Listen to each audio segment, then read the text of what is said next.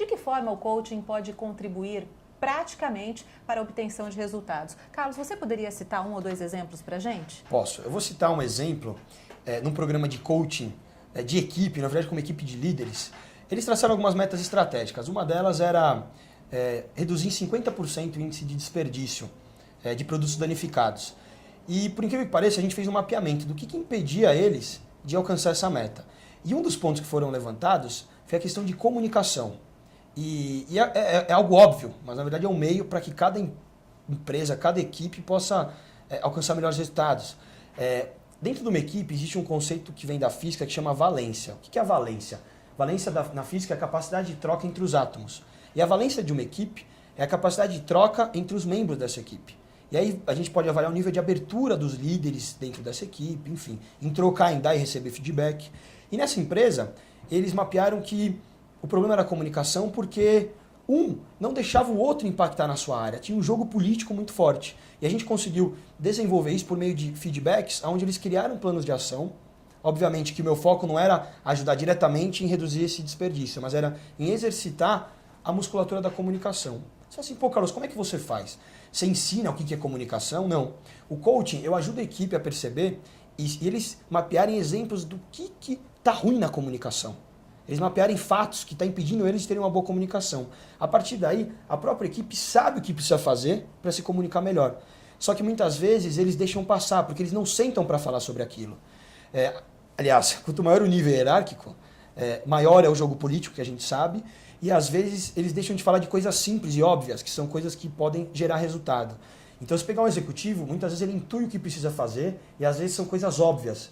Mas aí vem uma pergunta, o que te impede de fazer? Então, essa é uma pergunta que quando você faz com um executivo, ele para pensar e fala, opa.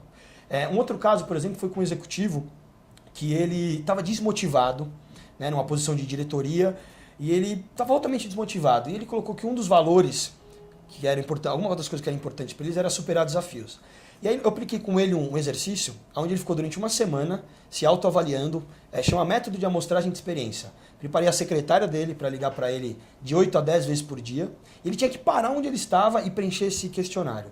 E um dos pontos era ele avaliar o nível de desafio que essa atividade tinha e o quanto isso impactava no que a empresa esperava do trabalho dele. E ele percebeu que 80% das atividades que ele realizava não tinham um nível de desafio e poderiam ser delegadas. Quer dizer, ele estava deixando de fazer coisas estratégicas para apagar incêndios dentro da empresa. E aí ele acabou traçando planos de ação, ele acabou, enfim, conseguindo alinhar os valores pessoais com o dia a dia. E, aliás, tem um outro exemplo bem interessante, foi uma ação pontual. Teve uma empresa que me chamou e falou assim, Carlos, a gente quer fazer um encontro estratégico com os líderes e a gente tem um problema.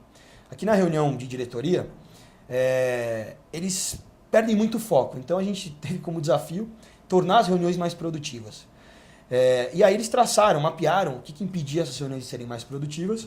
E uma das coisas que impediam as reuniões de serem mais produtivas é que eles falavam de muitas coisas, tinha a pauta, mas eles não seguiam aquela pauta. E uma das coisas que eles perceberam é que eles não usavam uma pergunta, qual o próximo passo? Então, às vezes eles falam de muitas coisas e às vezes não traçam o próximo passo. Isso é muito comum, não só em reuniões estratégicas, mas em reuniões comerciais, onde as pessoas falam e saem às vezes sem aquele próximo passo. E outros exemplos aí que a gente tem.